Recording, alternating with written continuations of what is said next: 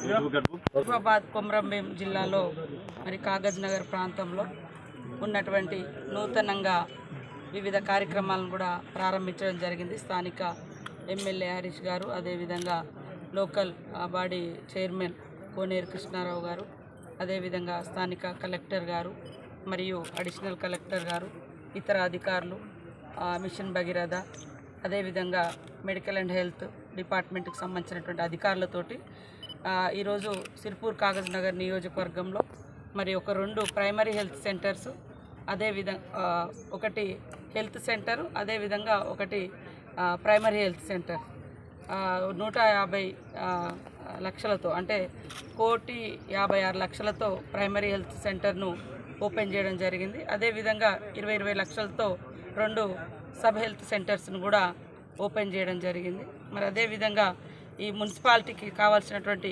నీటి సరఫరా, మరి పెద్దవాగు నుంచి ఇచ్చేటువంటి మంచినీటి సరఫరాను కూడా ఈరోజు ప్రారంభించడం జరిగింది. మంచినీటి కొరత లేకుండా ఇంకా సెంట్రల్ నుంచి వచ్చేటువంటి మరి అర్బన్ స్కీమ్ కింద కూడా ఇంకా 30 కోట్లతోటి ప్రతిపాదనలు పంపడం జరిగింది.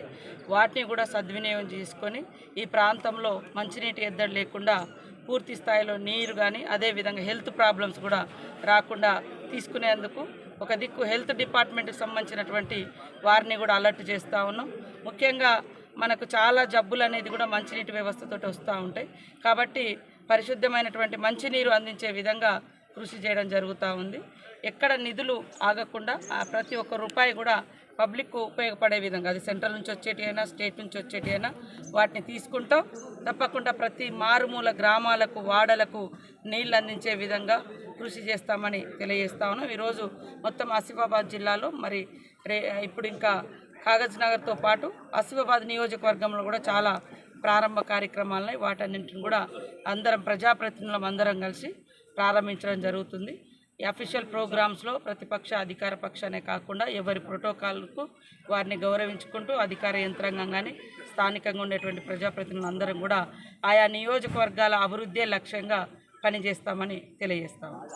ఇంకొక చిన్న బాధాకరమైనటువంటి సంఘటన, మరి మాజీ మంత్రి గారు, కాంగ్రెస్ పార్టీ రాష్ట్ర అధ్యక్షులుగా పనిచేసినటువంటి గొప్ప అనుభవం ఉన్నటువంటి నాయకుడు డి శ్రీనివాస్ గారి మృతి మా అందరికీ కూడా తీవ్రమైనటువంటి ఆవేదనను కలిగించింది. వారి లేని లోటును మేము పూడ్చలేము. కానీ వారి కుటుంబానికి అందరం మరి అండదండగా ఉంటూ వారి ఆత్మకు శాంతి కలగాలని కోరుకుంటూ, అదేవిధంగా నాకు అత్యంత సన్నిహితంగా ఉండేటువంటి, అంటే పార్టీలు ఈ మధ్య కాలంలో మారినప్పటికీ, మేము వేరువేరైనప్పటికీ దాదాపుగా 20 సంవత్సరాలుగా సుదీర్ఘ పరిచయం అనుబంధం ఉన్నటువంటి రమేష్ రాథోడ్ కూడా ఈ జిల్లాకు, ముఖ్యంగా ఇవాళ మనం ఆదిలాబాద్, ఉమ్మడి ఆదిలాబాద్ జిల్లాకు ఒక ఎమ్మెల్యేగా, చైర్మన్గా, జిల్లా పరిషత్ చైర్మన్గా, మరి అదేవిధంగా ఎంపీగా కూడా సేవలు అందించి ఈ మారుమూల ప్రాంతాల అభివృద్ధి కోసం కృషి చేసినటువంటి ఒక మరి ట్రైబల్ లీడర్గా ఎదిగినటువంటి రమేష్ రాథోడ్ గారు కూడా మరణించడం మా అందరికీ బాధ కలిగించింది. వారి కుటుంబానికి